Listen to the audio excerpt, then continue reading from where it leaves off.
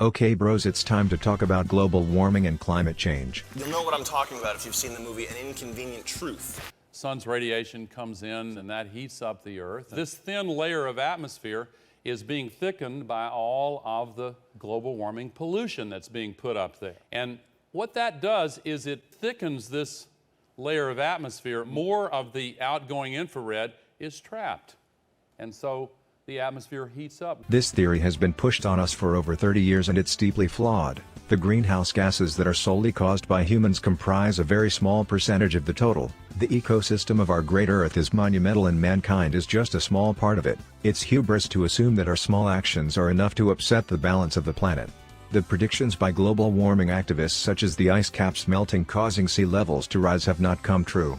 Some time ago the global warming crisis was rebranded to the climate change crisis as if the fact that the climate slowly changes over time is somehow a new emergency and not just a law of nature.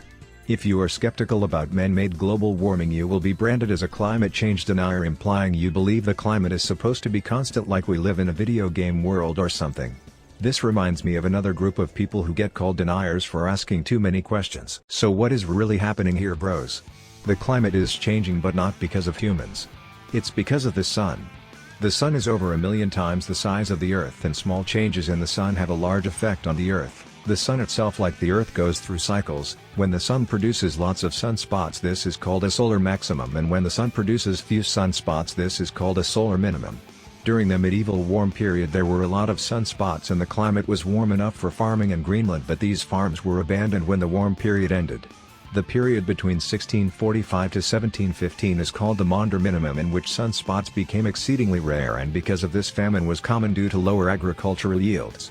The era we are living in now is called the Modern Maximum, which is just about to end. We are slowly entering a new solar minimum in which average temperatures will fall instead of rise.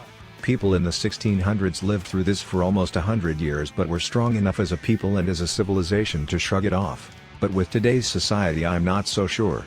If we were a serious civilization we would already be preparing for this, but we are actively preparing for the opposite problem. That said, don't worry too much about this. It's a long-term macro cycle that will play out over the next 100 years and decrease temperatures by a few degrees, so it's not like the Earth is going to freeze over or something. Hope you found this video interesting. New video soon.